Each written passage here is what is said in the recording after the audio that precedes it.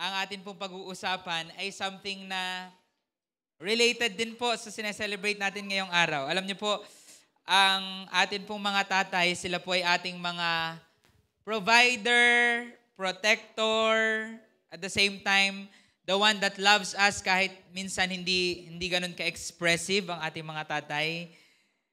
Alam niyo po, pinapakita po niyaan yung karakteristik ng ating Ama na nasa langit, na siya po ang ating provider, siya po ang ating protector. Sino po dito naranasan mo na nung panahon na walang-wala ka, nag-provide talaga si Lord? Amen. Hindi lang po nung walang-wala. Kahit nga po yung everyday mo na pangangailangan, possible kinukumpara mo lang yung sarili mo sa mga mayayaman. Parang isip mo, parang ako yung may Diyos, pero ang yaman-yaman nun. Pero kung titingnan mo, yung mayaman, may kasama ang karamdaman. Yung sa'yo, sapat, pero okay ka naman, healthy ka. And sabi nga nila, health is wealth. Ibig sabihin, yung health na mayroon ka at yung sapat na mayroon ka ay isang malaking kayamanan. Naniniwala po ba kayo doon? Amen. At the same time, protectors. Noong mga panahon na ikaw ay ramdam mo, hindi ka safe, ramdam mo, parang mapapahamak ka. Lalo po ngayon, kita niyo po ba kung gaano katalamak ang kamatayan sa paligid? Diba nabalitaan niyo po ba yung eroplano na nag-crash nung nagdaan? Isang araw lang. Imagine, 242 po na tao na sabay-sabay na wala. Tapos kung titingnan niyo po yung balita, tuloy-tuloy pa rin po ang laman ng balita ng mga namamatay sa kalsada, mga sa ibang bansa naman, digmaan, Israel at Iran. Makikita po natin na sobrang delikado ng mundo pong ito. Sa katunayan, kaya po yung mga magulang, naalala ko po nung kami po ay maliliit na mga bata, ang mama talaga hindi niya po kami bibitawan. Tatawid kami, pupunta kami ng palengke. Hindi niya kami bibitawan kasi takot siya na kung mapaano kami. So alam niyo po, kung tayo po ay titingin sa mga nangyayari sa paligid, delikado po talaga. Pero alam niyo po ba, ang atin pong Amang nasa langit, siya po ang ating protector.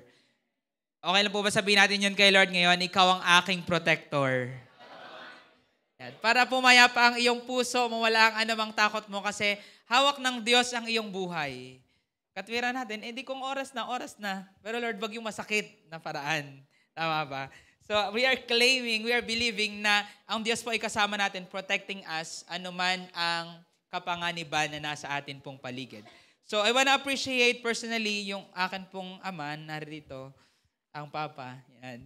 Kasi he has been a big part of the revival na nangyayari po ngayon sa atin. Alam niyo po ba, nag-start po yung maabot yung ibang mga tao online bago mangyari yung retreat. Ang instruction po sa akin ni Lord ay mag-live po ako.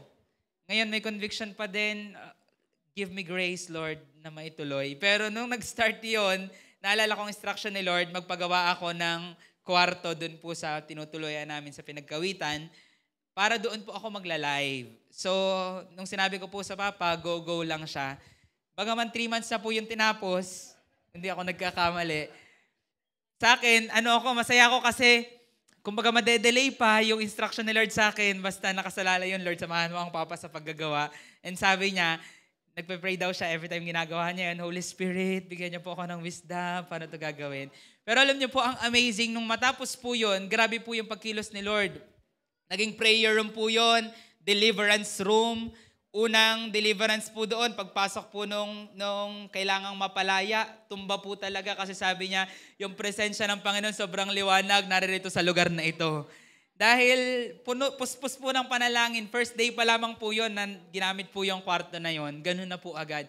So, bukod po doon, naalala ko po, yung revival na nangyari, bago po ito mangyari sa akin pong buhay personally or sa atin pong church, ay nag-spread din po ito online, yung ginagawa ni Lord sa atin pong kalagitnaan. At paano po yan nangyari? Nangyari po yun simula po nung nag-live po ako online. At hindi po magiging possible yung live po na yun kung hindi po na-build yung kwarto po na yun. No? Meron po dito mga naabot online. Taas nga po ang kamay ng mga naabot online. Amen. Meron po tayong mga kasama from Singapore. Palakpakan po natin si Lord. Mga from Singapore yan sila. Si Jmart, naabot din to online. Yan, nag-join po siya ng street preaching, naabot siya online. Meron po tayong mga kasama na nasa ibang place, naabot din po sila online. Even yung mga nanonood po ngayon, you're welcome to join us. Alam niyo po, big part po noon yung prayer room po na yon at room kung saan po ako nagla-live. Gayon din po kahit po nung panahon na kami po yung nagpakasal po ni Madge, grabe po yung support nila, including po yung pag-aayos ng bahay. Lagi po sila nagtatanong, ano pwede naming itulong? Sabi namin, yun na lang likod, yung sa may kusina. Sa isip ko po noon, actually yung heart po namin, hindi na kami mga abala kasi, kumbaga, humiwalay ka na nga, tapos mga abala ka pa sa magulang mo. Parang ganun yung iniisip ko. Pero during that time, yung conviction po sa akin ni Lord, ay hayaan lang ang papa, ang mama, kung meron silang gustong gawin, just let them kasi doon ko po pinaunawa po sa akin ni Lord, pwede pa lang maging ama ang isang ama sa'yo kahit hindi ka marunong magpakaanak. Pero kapag ikaw ay natutong magpakaanak, isang kagalakan pala yon sa isang ama o sa isang magulang. Isang kagalakan sa isang magulang na yung anak niya ay marunong magpakaanak. Yun po yung naunawaan ko po during that time. At alam niyo po ba, ang ating amang nasa langit, handa po siyang magpakaama. Tulad po nung pinag-usapan natin kanina na yung kinakanta po nating worship, siya ay Yahweh, Rapha, ang iyong manggagamot, ang iyong tagapagpagaling, ang iyong deliverer, siya ang iyong taga-provide sa iyong mga mga kakulangan. Pero hindi po kayang gawin iyon ng Diyos kung hindi mo siya hahayaan. Alam niyo po ang totoo, marami po mga Kristiyano gustong kilusan ng Panginoon. Pero dahil hindi marunong maging anak sa Ama, hindi po makakilos ang ama. Alam niyo po, naalala ko po, nakwento ko po ito sa inyo ng mga nakaraan. Noong mga panahon na meron po kaming kailangan, lagi pong ang mga mama at papa, sinasabi lang nila, lapit kayo sa amin. Hindi po nila kayang tumulong hanggat hindi po kami nagsasabi. Alam niyo po ba na ganoon din po ang ama? Handa kanyang tulungan, handa kanya, of course, nagpo-provide si Lord. Kahit di ka mag-pray, ang sabi po ng Bible, ang ibon nga, hindi naman nagtatrabaho, kumakain. Ikaw pa ba? So, sabihin sa ako, ikaw pa ba? So, ibig sabihin, kahit hindi ka ganoon maglupasay kay Lord para sa pagkain, kakain ka kasi mahal ka niya. Pero alam niyo po, may mga bagay sa buhay mo na ipaparanas sana ng Diyos Ama, pero hindi niya maiparanas sa'yo dahil hindi ka marunong maging anak sa Kanya. And nauunawaan ko po, meron po ilan dito, hindi ka marunong magpakaanak sa iyong amang nasa langit kasi hindi mo naman naranasan sa mundo.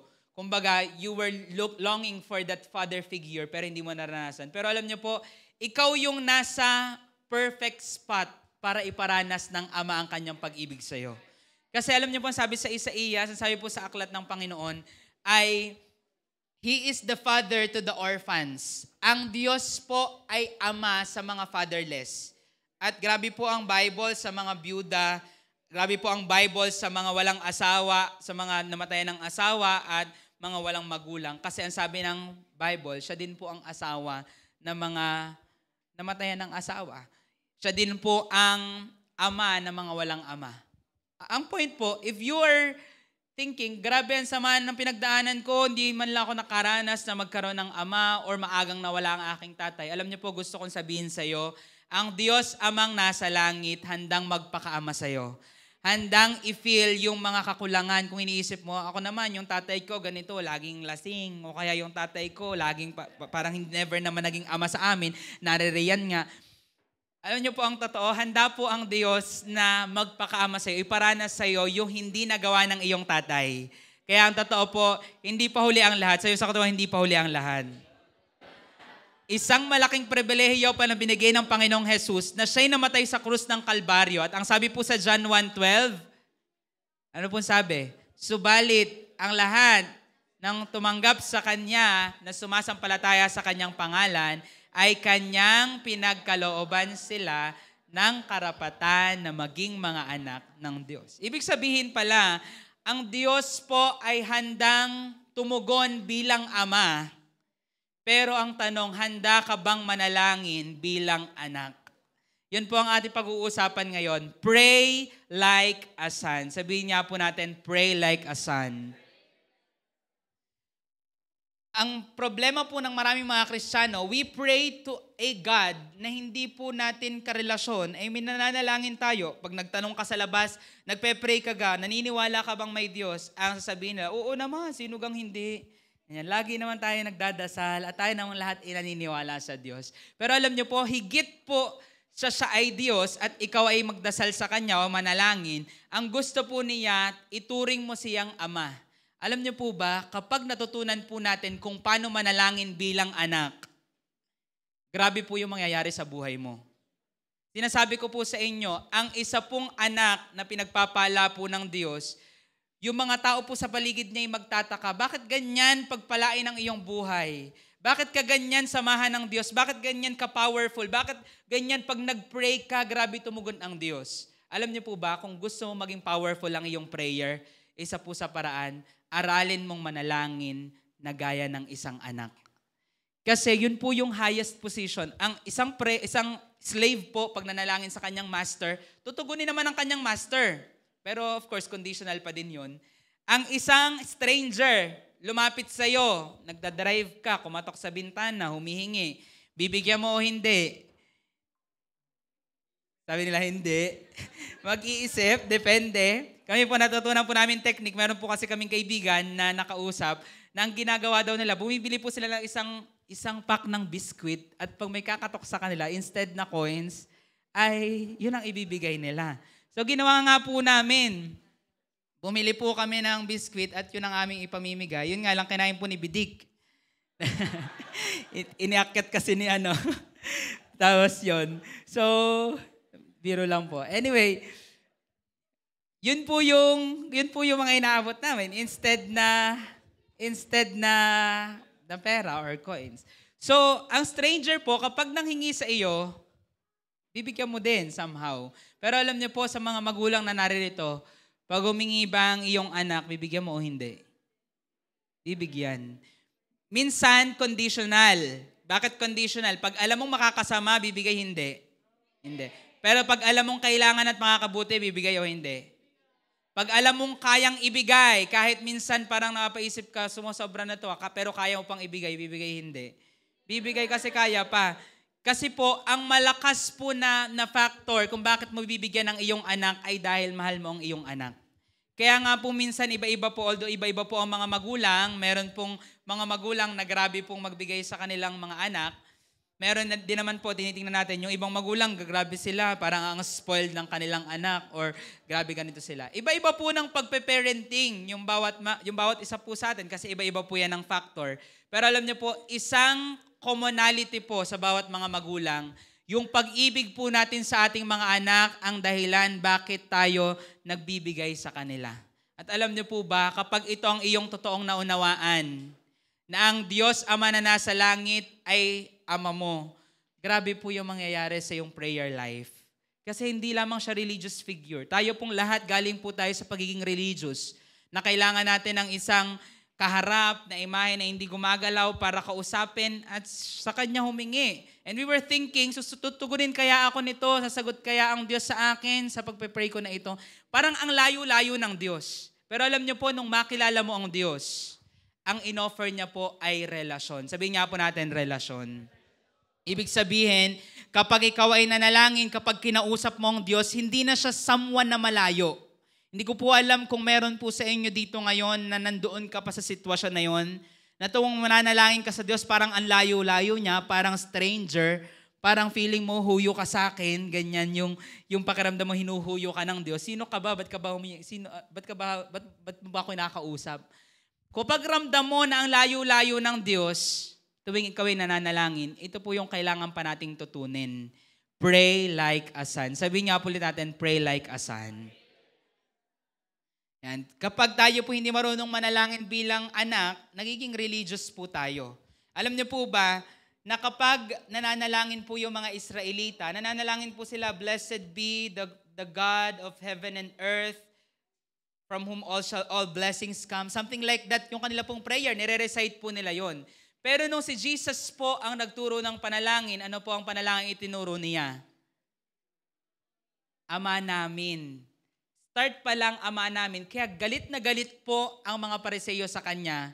Kasi bakit ama ang tinatawag mo sa kanya? Anak ka ba? Diyos ka din ba? Ganyan. Tapos tinuro niya pa sa kanya mga disciples. Alam niyo po kung bakit niya ginawa yun? Kasi yun po ang dahilan ba't pumunta si Jesus. Para tayo na hindi konektado sa Diyos, para tayo na walang pakialam sa Diyos before at dun tayong pupunta sa kapahamakan, ay magkaroon ng relasyon sa Kanya at maging mga anak tayo. Sabi mo sa katabi mo, anak ka. Sabi mo sa kabila, pray like a son. At tulad po ng pinag-usapan natin ng mga nakaraan, go deeper, magpakalalim. Alam niyo po ang totoo, pag hindi po tayo marunong manalangin tulad ng isang anak, hindi po tayo lalalim. So ngayon, ang tanong, how to pray like a son? How to pray like a son? Open your Bible sa Matthew 6. Basahin po natin yung Matthew 6, kung saan tinuro po ni Lord yung prayer. Tingnan po natin, tingnan niyo po ang prayer po na itinuro ng Panginoon.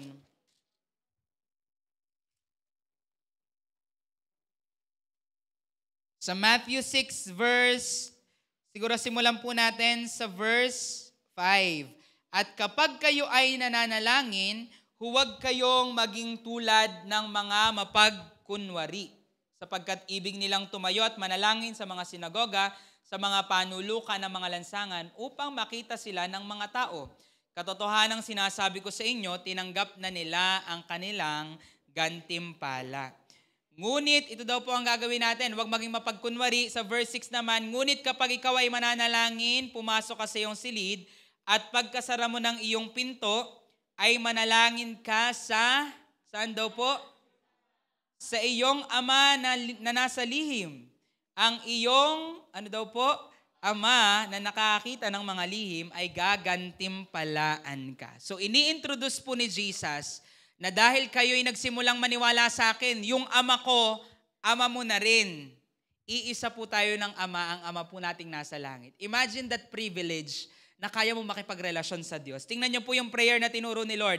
Sa verse 9 naman po, manalangin nga kayo ng ganito. Pag sinabi po nating manalangin nga kayo ng ganito, it doesn't mean na ito po yung ipipray nga lang natin palagi. You can do that, pray this prayer, pero ang sinabi po ni Lord, manalangin nga kayo ng ganito, in that way, sa paraang iyon. Ibig sabihin, pattern po ito na ibinibigay niya na pwede po natin gayanin. Tingnan niyo po yung first part. Sabi po dito, saan po nagsimula yung prayer na itinuro po ni Lord? Ama namin. Sabi niya, Ama naming nasa langit, sambahin nawa ang pangalan mo.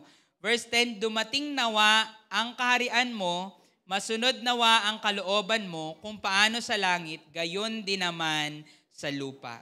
So, yan po ang ating himay-himayan. 3 bagay po para makapanalangin po tayo na katulad po ng isang anak. 3 C po ito. Una pong C, pray with connection. Sabihin nga po natin connection.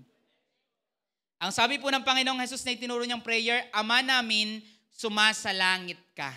Ibig sabihin, yung prayer niya, ang gusto niya, kapag nanalangin ka, hindi na religious, na nire-recite mo lang ang kausap mong Diyos. Sa halip po, ikaw ay konektado sa Kanya tuwing siya'y kakausapin mo. Para mas maunawaan po natin, paano po ba mag-pray ang mga Israelita. Ito po yung example, usual prayer po ng mga Israelita. Tinagalog ko lang po ito. Sabi dito, purihin ka, O Panginoon naming Diyos, Hari ng sansinukob na lumikha ng liwanag at gumawa ng kadiliman. Purihin ka, O Panginoon naming Diyos, Hari ng sansinukob na nagpapalabas ng tinapay mula sa lupa. Hindi ko po alam kung nakapanood kayo ng The Chosen. Blessed be the Lord God. Sino po nakapanood ng The Chosen? Taas po kamay. Ayan, meron. Pag sila po ay magpe-pray, narinig niyo po ba yung ganong prayer? Blessed be the Lord our God. Yun po yung pinagpe-pray po nila. Usually pag magsa-start po sila ng prayer, ang Diyos na kausap nila ay someone na makapangyarihan na napakalayo sa kanila. Pero this time, kaya gigil na gigil po yung mga relihiyosong tao kay Jesus. Bakit mo tatawaging Ama ang Diyos na makapangyarihan sa lahat? Ang tinuro pong prayer ni Jesus, Ama namin. Sabi nga po natin, Ama namin. Dahil pinapakita po dito na inaangkin ni Jesus, pinapaangkin niya sa atin ang Ama. Naranasan nyo ba minsan masabihan ng mahal ko? Yan. Sa mga asawang naririto, mahal ko. Nasabihan na po ba kayo? Asawa ko. Nasabihan na po kayo ng ganon. Pag hindi mo asawa, hindi pa yun pwede. Red flag yun. Pag sinabihan ka ng asawa ko pero girlfriend pa lang. Baby ko. Yan, meron dyan, baby ko. Or sa mga anak na naririto, ang tawag sa'yo ng nanay mo or ng tita mo or kung ano man, anak ko. Di ba? Ayaw ni Mary Rose daw ng anak ko. Ang kakang Rosie, anak ko. Yan. Dun sa kakang Rosie ko po naririnig. Kapag ang asawa mo, mahal ko ang tawag, or nanay ka, tawag mo anak ko sa iyong anak, parang mas sweet siyang pakinggan kasi inaangkin ka. Diba? Na-feel nyo ba yun? Na parang may ownership na nangyayari, na parang akin ka. Alam nyo po ba, kaya nakaka-trigger yung ama namin sa mga religious people dahil tinawag mo na ngang Ama ang Diyos na nasa langit na dapat blessed be the Lord our God, the King of the universe. Bigla mong sasabihin, Ama, tapos hindi lang yun, nilagyan mo pa ng namin. Ibig sabihin, inangkin mo. Alam niyo po ba kung bakit ganun yung prayer na tinuro ng Diyos? Kasi ang gusto po niya, kapag ikaw ay mananalangin, you pray with connection. Hindi ka mananalangin na parang ang layo-layo ng Diyos, halip pag kinakausap mo siya, alam mong meron kang kausap at pag kinakausap mo siya, alam mong pinapakinggan ka niya. Sabi nga po natin, pray with connection. At yun po alam niyo po ang totoo, yun po palagi ang inaatake ng kaaway sa atin. Alin po? Ang identity natin bilang anak. Sabi nga po natin, identity. Naalala niyo po nung diniceive po si Jesus ng enemy sa Matthew 4, saan niya po sinimula ng kanyang statements na nakakaalala? Sa Matthew 4, bago niya i-offer po yung tinapay,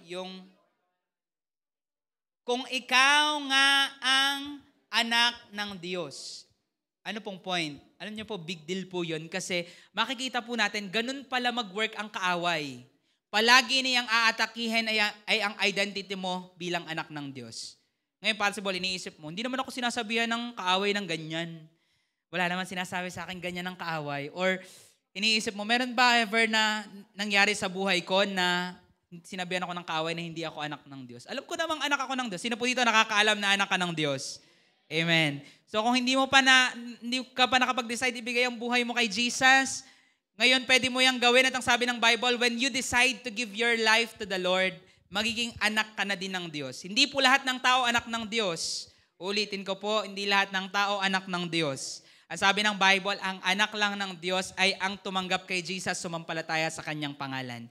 Ngayon, if you will decide today to give your life to the Lord, sa mga first time po natin kasama, first time mo itong naririnig, ang totoo po, ikaw ay anak na din ng Diyos. Pero sa mga Kristiyanong naririto, na naniniwala na ikaw ay anak ng Diyos, kung iniisip mo, hindi naman ako inaatake ng kaaway na sabihin sa akin kung ikaw ay anak ng Diyos. Pero alam niyo po, isa sa senyales na hindi mo talaga alam ang totoo mong identity sa Panginoon, tuwing mananalangin ka sa Panginoon, parang ang layo-layo niya. Alam niyo po, ang kailangan mong ipanalangin, Lord, ipaunawa mo sa akin ang pagiging anak ko sa iyo. Anak ka ng Diyos. Sabihin sa kanila mo, anak ka ng Diyos. Sa mga magulang na naririto, actually, somehow, hindi ko po sure, pero for me, somehow parang mas madali sa mga magulang maunawaan ito. Kasi kayo po yung mga may anak. Ngayon, kung nahihirapan ka bilang magulang na isipin anak ka ng Diyos, ito po yung technique, mga magulang na naririto. Isipin mo yung pagmamahal mo sa iyong anak. Kung gaano siya kahalaga sa iyo, kahit anong gawin niya, mahal mo pa din siya. Kapag may kailangan siya at kaya mong ibibigay mo. Isipin mo lang yan, tuwing lumalapit ka sa Ama, ganun din po ang pagtingin sa iyo ng Ama, na siya mahal na mahal ka niya. At kaya niyang ibigay ang mga bagay na hinihingi mo as long as ayon ito sa kalooban niya. Ngayon, it's easier for parents. Siguro pag dumating po ang panahon na ako ay may anak na din, ay mas mauunawaan ko po ito. Kasi naalala ko po, nung si Pastor Vlad nagkaroon ng SAMI, sabi niya sa congregation, humanda kayo kasi ang mga preaching ko tungkol sa pagiging ama. Dahil sabi niya, mas mauunawaan niya doon. So, ang point po, when we pray, we need to have connection. Kasi without connection, your so-called relationship is just religion. Kapag wala po tayong connection sa Diyos, kahit sabi mo, karelasyon ko ang Diyos, mangaral ka sa lansangan, na hindi ito tungkol sa reliyon, tungkol ito sa relasyon sa Panginoon. Pag wala kang connection sa Diyos, religion lang din po yan. Kasi ano pong pinagkaiba ng isang Kristiyanong totoong nananampalataya kay Jesus? Kung iisipin mo, ang dami-daming religion, alin ang sasalihan ko? Alam niyo po ang totoo, sumali ka man sa anong religion, hanggat wala kang connection sa Panginoon, walang kabuluhan po iyan. Ang kailangan po natin connection. Sabihin nga po natin connection. Ngayon, when you pray to God, paano tayo makaka-connect? Bigyan ko po kayo ng kaunting tips. Una, isipin mo na meron ka talagang kausap. Alam niyo po, kaya tayo nagiging religious mga Kristiyano manalangin. Pag nagpe-pray ka, ang iniisip mo, ano pa kaya yung sasabihin ko? Pag ikaw nagpe-pray at ang iniisip mo yung sasabihin mo, instead na yung pagkausap mo sa Ama, magiging religious ka talaga sa iyong panalangin. Ano po ang technique? Ang kailangan, isipin mo talaga na meron kang kaharap na Diyos. Alam niyo po yung sabi sa Hebreo, tuwing ikaw ay mananalangin, unang hinihingi ng Bible, isipin mo na ang Diyos ay Diyos. Ibig sabihin po, siya ay Diyos na kaharap mo at kausap mo. Kapag nawawala yun sa isip mo, sa mga nagpe-pray po dito, tapos makita mo ang sarili mo, nagre-recite ka na lang, alam niyo po yung dahilan kung bakit ka nagre-recite na lang kasi nalilimutan mo na meron kang kausap na Diyos. Minsan, pwede mong tulungan ang sarili mo. Alam niyo po, meron akong narinig na storya. Hindi po ito doktrina na dapat gawin ng lahat. Ito po ay depende sa inyong conviction. Personally, hindi ko pa po ito nagagawa. Pero meron po akong narinig na tuwing siya daw po ay magde-devotion, magbabasa ng Bible, magpe-pray, naglalagay po siya ng isang upuan dun sa kwarto, nakatabi niya, para matulungan lang yung isipan niya na meron akong kasamang Diyos sa lugar na ito. Of course, hindi mo kailangan gawin yun kasi nakatira ang Diyos sa iyong katawan. Pero if you want to help yourself na maisip na meron kang kausap, pwede mo naman gawin yun. I mean, hindi ko pa siya nagawa ever. Pero yun yung technique. Isipin mo na meron ka talagang kausap. Kasi kapag hindi paglaglag ka na agad doon, imposible pong makakonekta ka. No? So another tip po is talk from the heart. Speak from the heart. Kasi kapag ikaw ay nagsasalita ng hindi mula sa iyong puso, hindi ka po makakakonekta sa Diyos. Ang sabi po ng Panginoong Jesus, kapag mananalangin kayo, huwag kayong maging katulad ng mga ipokrito. Sila magpe-pray lang sila pero hindi talaga sila connected sa Diyos. Magaling sila, matatas silang manalita, pero wala po talaga yung connection. Sabihin mo nga sa iyong katabi, connect. Sabihin mo sa kabila, connect. Ngayon, imagine niyo po ito. Ako po ay college. Babalikan ko lang po ng ilang taon. Ako po ay kolehiyo at meron akong kailangang bayarang 200. Lalapit po ako sa mama at papa. Sabihin ko sa kanila, Mama, Papa, humihingi ako ng 200 piso sa kadahilan ng mga ipangangailangan ako na kinakailangan mabayaran sa aking paaralan. Ano pong gagawin sa akin ng mama at papa? Baka po masapok ako. Tumabi ka nga dyan. Nakikita niyo po, alam niyo po yung ako na may connection sa kanila, Mama, pingi akong 200, gawa may babayaran kami. Yun lang, as short as that. Ngayon, unawa niya na yun. Pag kami humingi, ako po personally, nakarinig po ako ng mga estudyante sa school namin na nagkikickback sila. Naalala ko, nakapila ako sa bayaran, sa accounting, bayad ng tuition, mga estudyante po ng criminology sa aming school. Nag-uusap-usap sila, magkano kickback mo dyan? Sabi ko, ano yun? Sabi nung isa, 3,000 daw. So, 3,000 yung... May plus 3,000 yung hiningi niyang tuition. Ako po doon, nakakonsensya ako kasi kita ko po yung paghirap ng mga mama. 2 pa kami nag-aaral during that time. So parang alam nila kapag meron akong hiningi during that time, hindi yun invento, hindi yun dahil panglalakwats ako, kundi meron talagang babayaran. Kasi during that time, kahit pag may bayarin, tapos kaya ko ng bayaran, hindi na rin ako humingi sa kanila. So meron po kaming ganong pagkakaunawaan sa isa't isa na kahit maiksi lang po yung sabihin ko, Mama, pingin 200, may babayaran kami sa school, alam niya, legit yun, may bayarin 200 talaga yun. Or pwede nga mas mababa pa kasi ako na lang magdadagdag. So, ang tawag po doon, connection. Maaaring sa iba ang harsh nun, baka pag lumapit ka sa nanay mo, baka mas maganda yung wordings mo. Pero dahil kami po ay connected, ganun lang ako hihingi sa kanya. Nakita niyo po yung difference ng anak na una at anak na pangalawa? Alin po doon yung totoong anak? Yung pangalawa, possible nga sa ibang magulang dito, 200 lang yung pingin, 200. Sila pang galit. Diba? Kasi meron kayong connection, meron kayong pagkakaunawaan. Ngayon, ang point, of course, hindi mo naman kailangan bastusin si Lord. kung ano po ang kinalakihan natin, paano tayo makipag-usap sa mga tao, sa ating mga magulang, sa ating mga kamag-anak, pwede naman niyang mabago. Pero sa Panginoon, you can talk to Him na parang anak na may reverence pa din. Pero kailangan mong hanapin kung paano ka magko-connect sa Kanya bilang siya talaga ay iyong tatay. Kasi unless ma-reveal po sa atin yung totoong pagiging anak natin, mahihirapan tayo palaging manalangin. Kasi ang magiging tingin mo sa prayer, responsibility. Yan, alas 6 mananalangin ako. Alas 12 mananalangin ako. Na magpe-pray ka, religious, I believe God honors our discipline, na nagkakaroon ka ng habit, maganda po yan, intentional mong ginagawa na may schedule. Pero kapag wala ang connection, ano pong tawag dyan? Relationship po ba? Hindi. Ano pong tawag? Religion. So yun po ang ayaw natin. Kaya si Jesus po, yun po yung tinuligsa niya mga relihiyosong tao. Ngayon, another tip po, practice it in the secret place. Sabi niya po natin, secret place. Alam niyo po yung connection, hindi siya mangyayari kapag pinag-prayer leader ka dito sa harapan. Yung connection, hindi lang siya mangyayari kapag pinag-prayer leader ka sa pagkain. Ikaw nga mag-pray sa food. Hindi po doon mangyayari yung connection. Alam niyo po yung connection kung saan mangyayari. Mangyayari po ito, magsa-start po ito sa secret place. So kung hindi ka makakonect kay Lord sa iyong secret place, mahihirapan ka lalo sa public place. Kaya ang tip ko po sa inyo, habang kayo'y mag-isa, magpakaanak kayo sa Lord. Hindi ko po alam kung paano mo siya gagawin. Paano ka ba sa nanay mo maglambing? Paano ka ba maglambing sa tatay mo? Paano ka ba humingi sa iyong mga magulang? Hindi mo naman kailangan ganyan din ng same.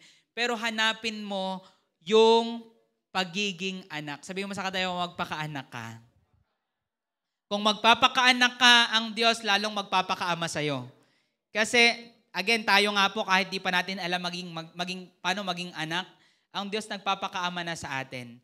Sabi po ng Matthew 6, verse 6, binasa natin kanina, ang Diyos na nasa lihim, nasan daw po ang Diyos? Nasa lihim, ay gagantimpalaan ka. Sa ibang translation, meron po ba dito, translation mo, gagantimpalaan ka in public? Tagalog sa public, meron bang ganyan dito? Kasi sa English version po, actually parang may, ito pala, meron palang footnote po sa aking Bible na nakalagay dito, gagantimpalaan ka ng hayagan. Sabi nga po natin, hayagan. Ganon pala si Lord. Kung nais po natin ng hayagang pagpapala, sino po dito gusto mo yon? Yung tipong kita ng ibang tao, alam niyo po, pag ang Diyos ang totoong nagpala, kahit gusto mong itago, hindi po talaga pwedeng itago. Kapag ang Diyos ang nag-bless sa iyo, pati yung ibang tao makikita nila at ma-appreciate nila. Kahit hindi mo ipagmalaki.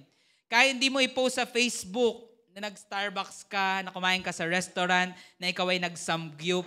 Makikita po ng mga tao ang pagpapala ng Diyos sa iyo. Kasi ang sabi po ng Bible, kapag ikaw kinakatagpo mo ang Diyos Ama ng lihim, gagantimpalaan ka niya ng hayagan. Sabihin po natin hayagan. Sino po dito gusto mong ihayag ka ni Lord sa pamamagitan ng pagpapala? Amen. Gusto po natin yan. Pero alam niyo po, maraming tao gusto yung pagpapala, gusto yung pagpapala ng hayagan, ayaw yung pananalangin ng lihim.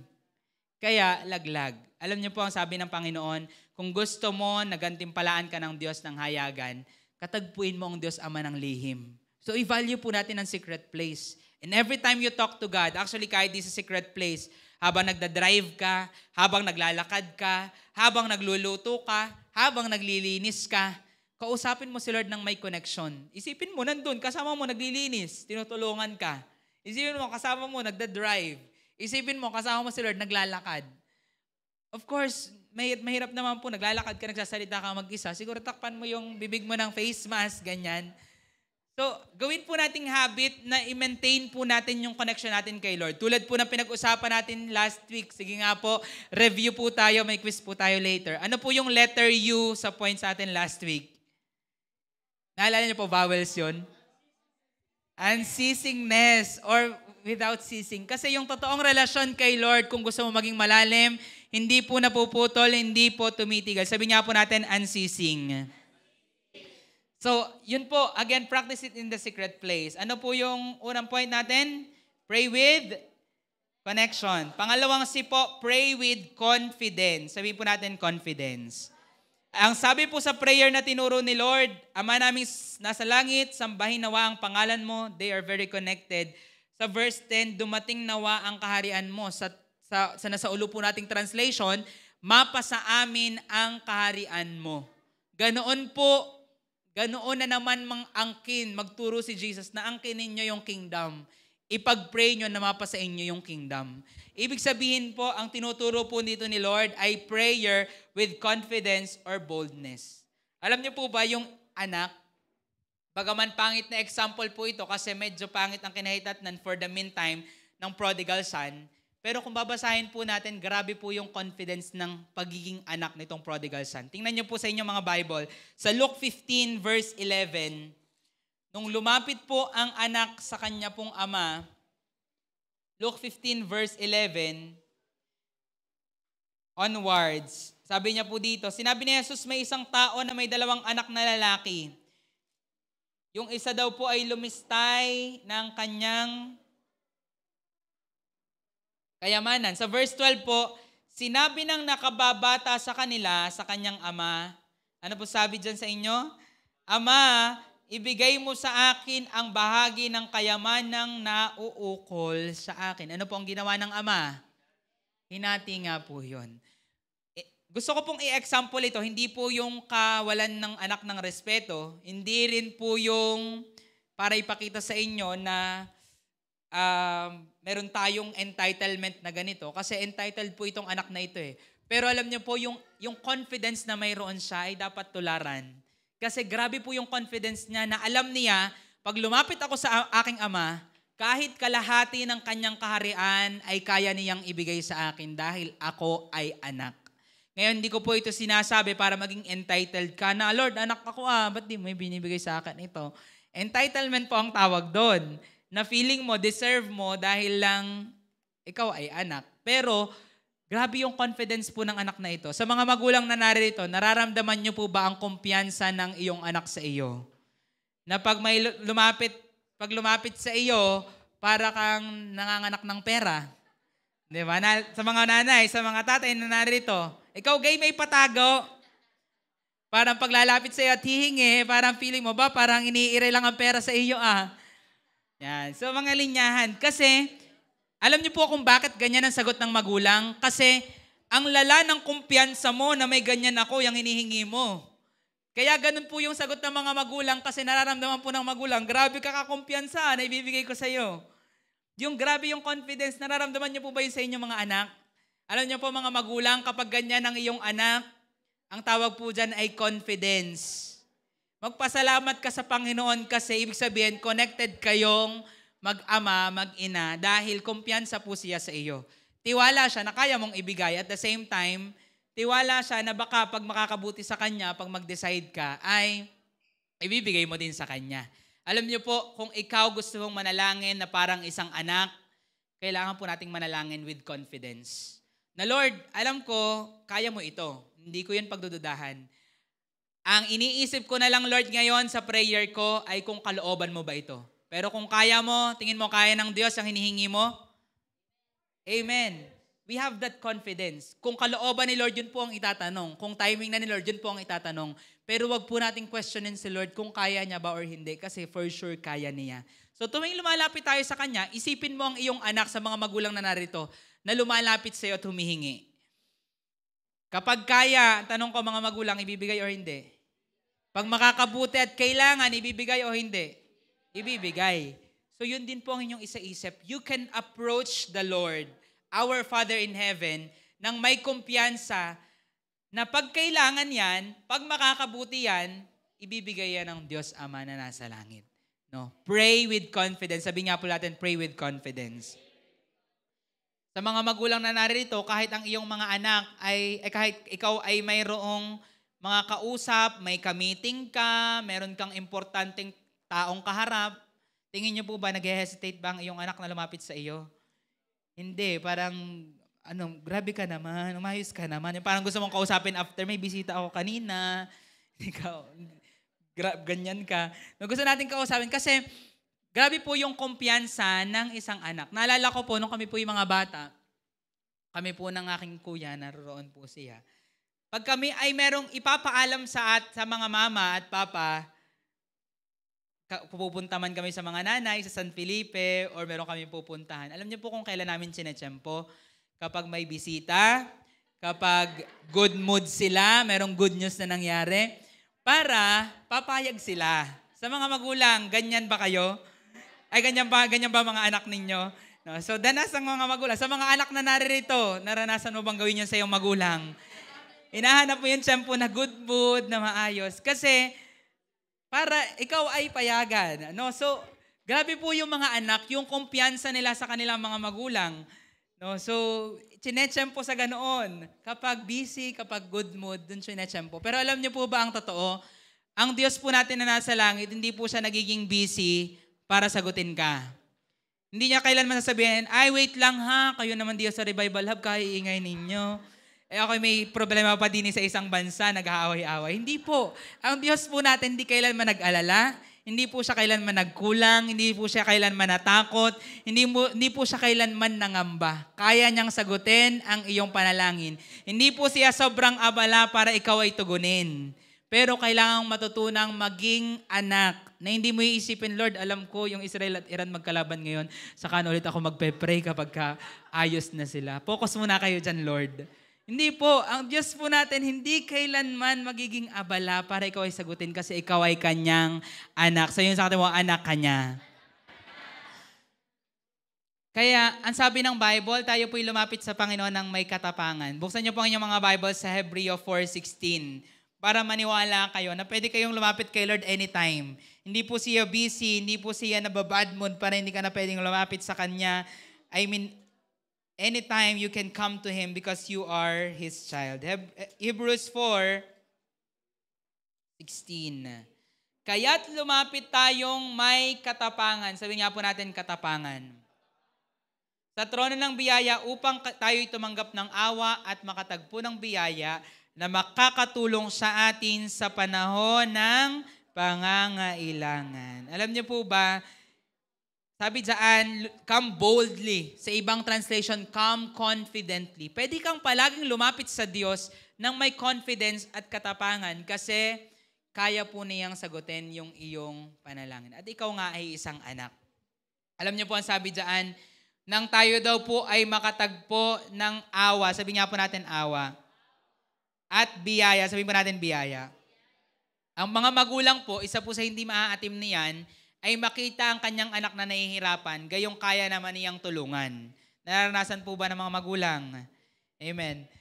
So naroon po ang awa. Gayon din po yung biyaya na kaya po niyang magkaloob kahit minsan feeling mo hindi mo deserve, kaya pong ibigay ni Lord. Pero alam niyo po yung susi, kung gusto mo po yung awa ng Lord, sino po dito alam mo nangangailangan ka ng awa ni Lord? Amen. Lord, ganito ako ka, hindi karapat-dapat. Ganito ako karaming mag-isip. Ganito yung mga ginawa ko. Alam niyo po yung kailangan mo? Awa. Awa ng Diyos. Alam niyo po ba, kung lalapit ka sa Kanya bilang isang anak, yun po yung hindi maaatim ng Diyos na ikaw ay Kanyang kaawaan. Kasi nagpapakumbaba ka na parang isang anak. Gayun din po, biyaya, ibig sabihin, God can bless you with things na kahit hindi mo deserve, kaya niya pong ibigay. If you will learn how to pray like a son. Sabihin nga po natin, pray like a son. Pray with, ano po yung unang letter C? Connection. Pray with, ano po yung pangalawa? Confidence.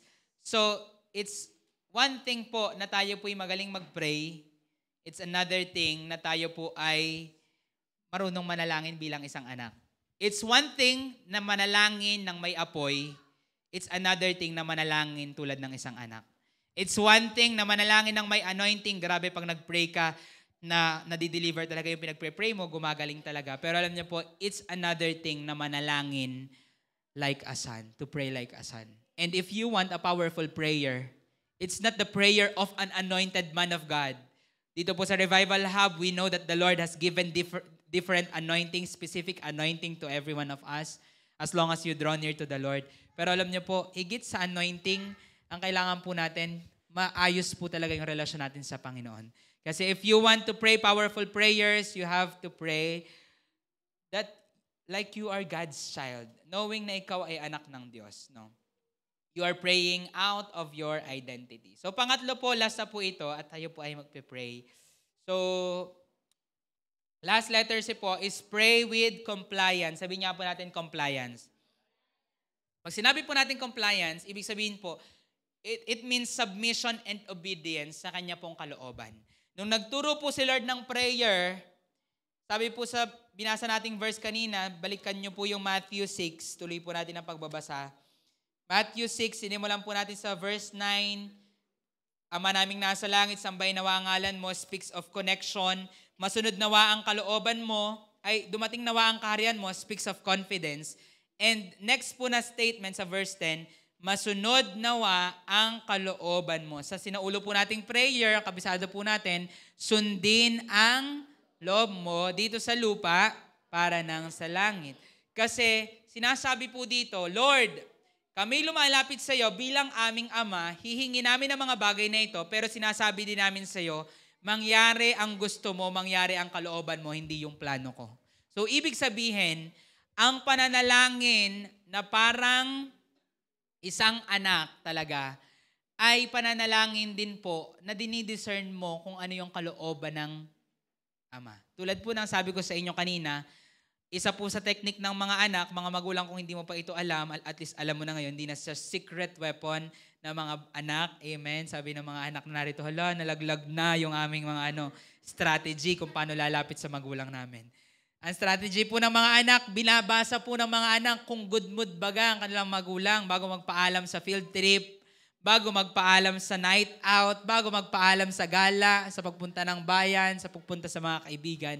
Kasi nga po, tinitingnan po natin kung papayag baga sila. Alam niyo po, ganoon po ang ating mga anak sa mga magulang na naririto. Nakikiramdam din po yan kung yung hihingi niya ay mapapayag ka.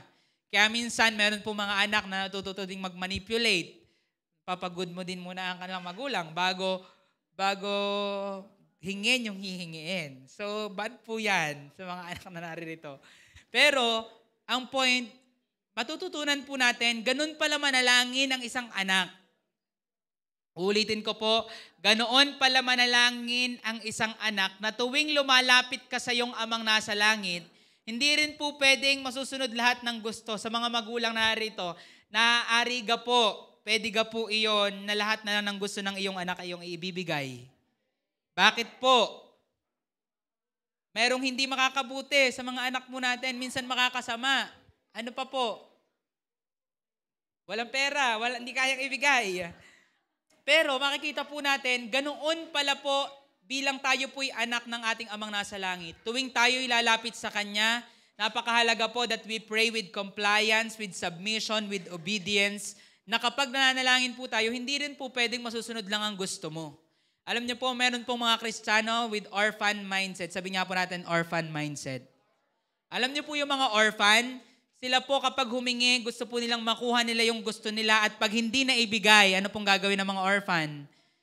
Sila po'y magagalit, magtatampo, sila po ay lalayo sa Panginoon kasi hindi naman pala tunay yan. Alam niyo po, ganoon yung anak na isa nitong tatay dito sa prodigal son.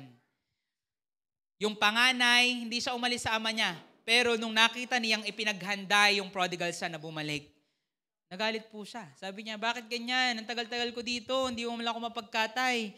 Kahit maliit na daga, sisiw. Ang dami-daming hayop sa iyong kaharian, hindi mo man ako naipaghanda. Pero siya, grabe yung pinatabang guya, yun pa yung inihayin mo. Tampo po, nagtatampo sa Diyos kapag hindi nasagot ang kanyang prayer. So kung ikaw, yung Kristiyano na ganoon, pag nanalangin ka, hindi naman pala tunay. Sayang naman yung mga pinagtatangs ko at prayer meeting ko at intercession. Gumising pa ako ng 5 ng umaga, hindi naman pala sinasagot. Alam niyo pa ang tawag dyan? Orphan mindset. Kasi ang isa pong anak na uunawaan na pag sinabi ng magulang na no, hindi yan pwede, hindi nako-questionin ng kanyang magulang. Oo, pwede mong itanong, bakit di mo binigay sa akin? Bakit nga hindi pwede? Nung ako po'y bata, pag may sagot po ng aking magulang, laging may kasunod na bakit. Kasi gusto ko pong magets kung bakit ganun. Kaya ang mama, tanong mo doon sa papa. Yan. Or hindi na lang po nila nina-explain. Kasi gusto ko pong maunawaan, bakit hindi pwede? Bakit ganito? So, tayo po mga anak, pwede naman yun, magtanong ka kay Lord ng bakit. Lord, ipaunawa mo sa akin. Pero hindi rin po pwede yung attitude na pag hindi binigay ni Lord, tampo ka na, ayaw ka na mag-church. ayoko na nga mag-pray. Ay, walang kwenta yung ginagawa namin na yan kasi hindi naman sinasagot ni Lord. Ang tawag po doon, orphan-minded. Orphan mindset. Kung ikaw gusto mo na makapangyarihang panalangin, pray like a son, pray with compliance. Ibig sabihin, pag lalapit ka kay Lord, nauunawaan mo na hindi lahat ng nilalapit ko'y tutugunin. Kasi pag hindi ito kalooban ni Lord, hindi ito sasagutin. So ang point po, you always have that mind na Lord, I submit it to your will. Sa prayer po na tinuro ni Lord, sinimulan niya ng Ama namin para ipakita, gusto niyang manalangin ka na parang anak. Pero at the same time, sumunod po na mga verses, sinasabi po doon, sundin ang loob mo. Lord, ito ang hihingin ko, pero Lord, sundin ang loob mo. Lord, gusto kong managumpay ang aking pamilya, pasaganain mo sila, pero Lord, sundin ang loob mo. Lord, gusto ko yung promotion na ito, pero Lord, sundin ang loob mo. Kasi baka mapalayo ka pag ibinigay yan. Lord, gusto ko magtrabaho sa trabahong yon, pero Lord, sundin ang loob mo, baka kasi ikakalayo ko ito sa Panginoon. Lord, palayain mo ako dito. Lord, ito ay pagalingin mo ako dito ngayon din. Sundin ang loob mo kasi baka may timing si Lord na ibinibigay sa'yo, meron siyang pinoform sa iyong puso. Tulad po meron pong sinabi si Pastor Vlad na sabi niya, if God has not set you free from that bandage, He is giving you the grace to overcome. Kasi may mga bagay po na hindi pa inaalis ni Lord sa atin kasi gusto niyang dumepende ka sa Kanya.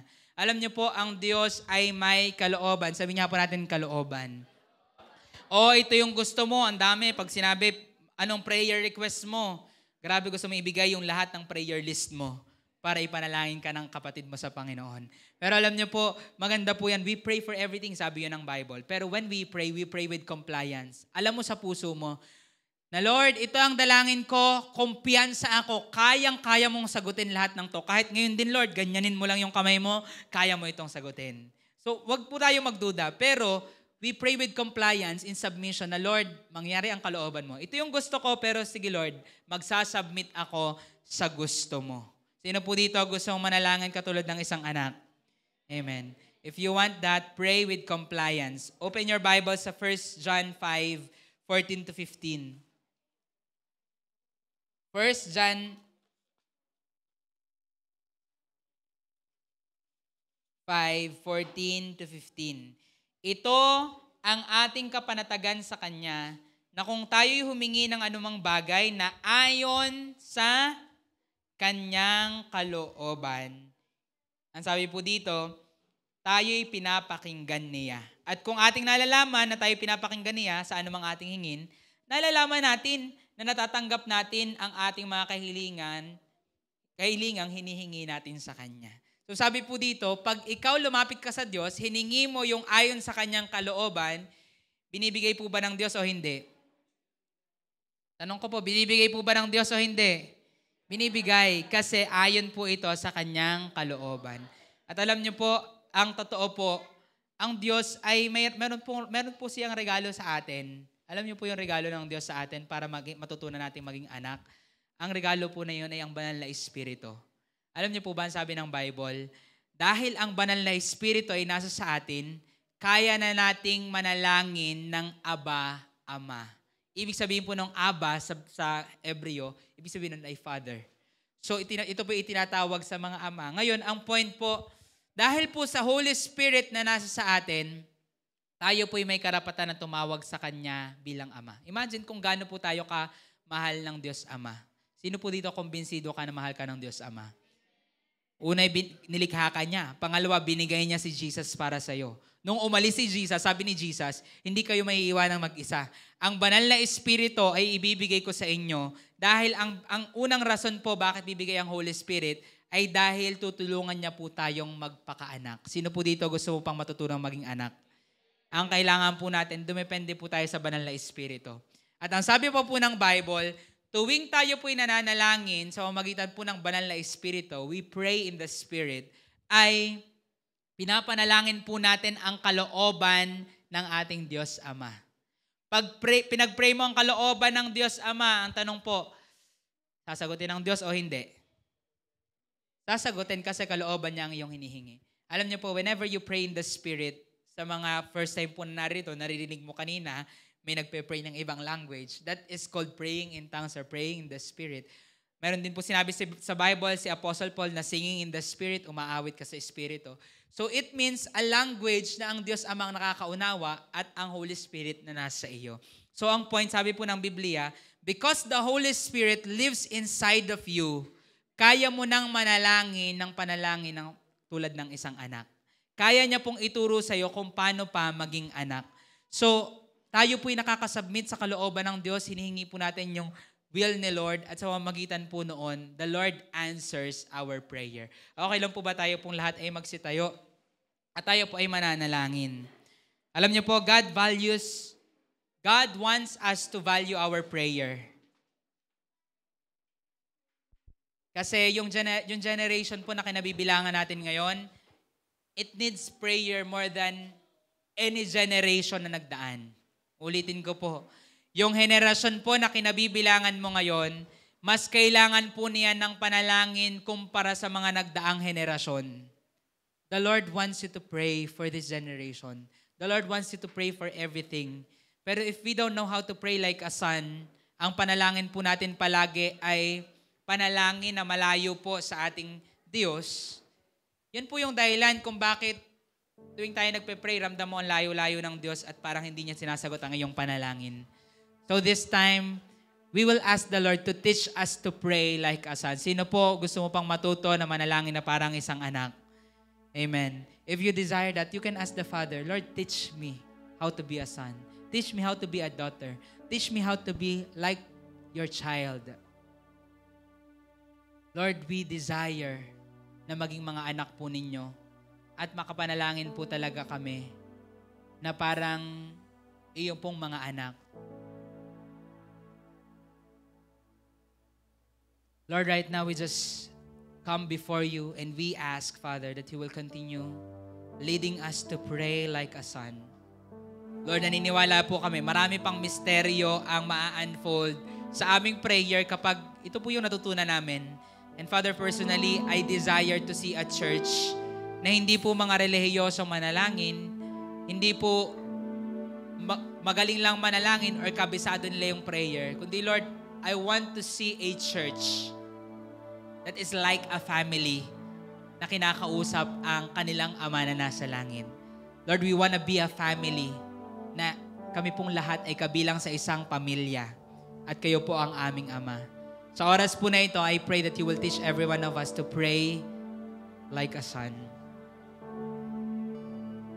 Teach us to pray like a son. Come on, ask the Lord. Hingin mo ito sa Ama.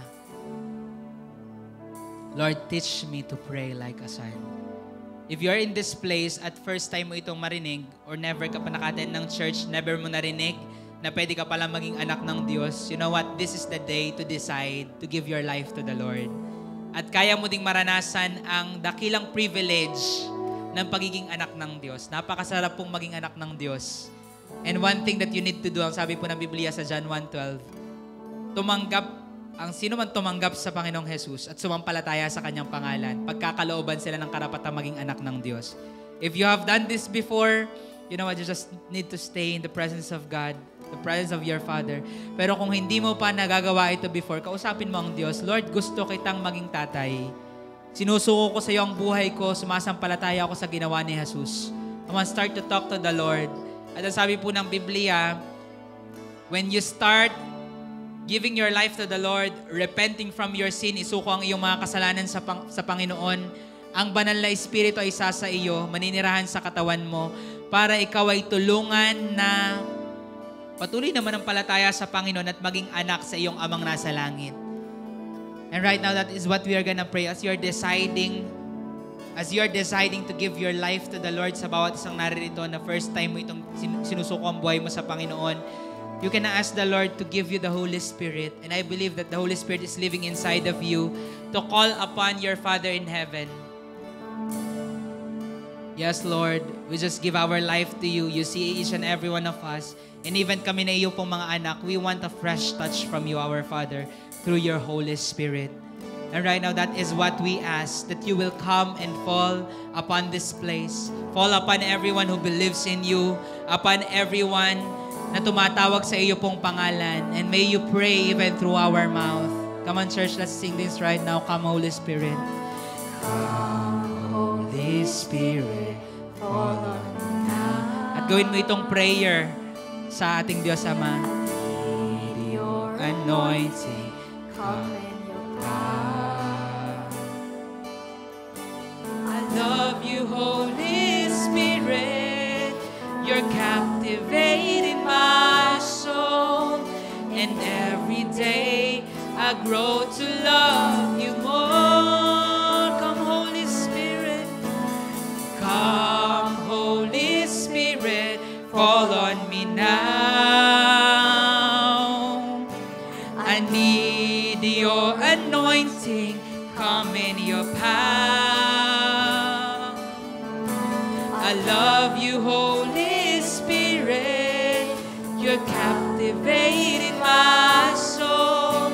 And every day I grow to love you more. Come on, habang nakataas ang iyong kamay, sing it right now. Reaching for your heart. You hold my life in your hands. Drawing me closer to you. I feel your power renew. Nothing compares to this place where I can see you face to face. I worship you in spirit and I'm reaching for your heart. I'm reaching for your heart. You hold my life in your hands, drawing me closer to you. I feel your power in you. Nothing compares to this place where I can see you face to face. I worship you in spirit and in I'm reaching for your heart. Yes, Lord, this is our prayer, God.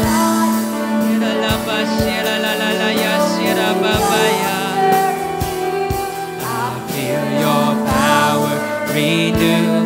Nothing compares to this place where I can see you face to face.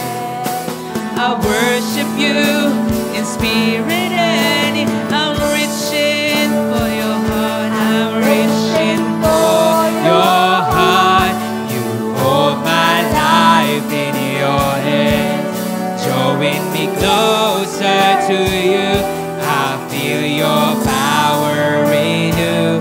Nothing compares to this place where I can see you face to face. I worship you in spirit. Come on, start to open your mouth right now and sing in the spirit.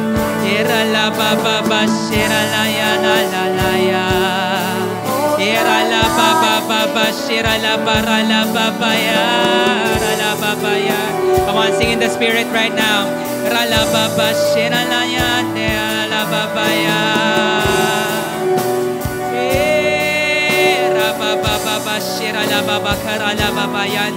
Come on, continue praying in the Spirit.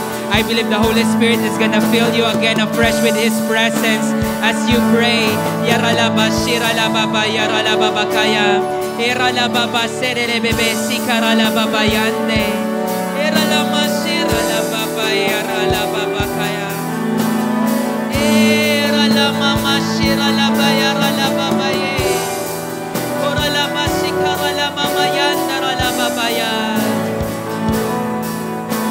I worship you in spirit and in truth. I'm reaching for your heart. You hold my life in your hand, drawing me closer to you. I feel your power renew. Nothing compares to this place where I can see you face to face. I worship you in spirit and I'm reaching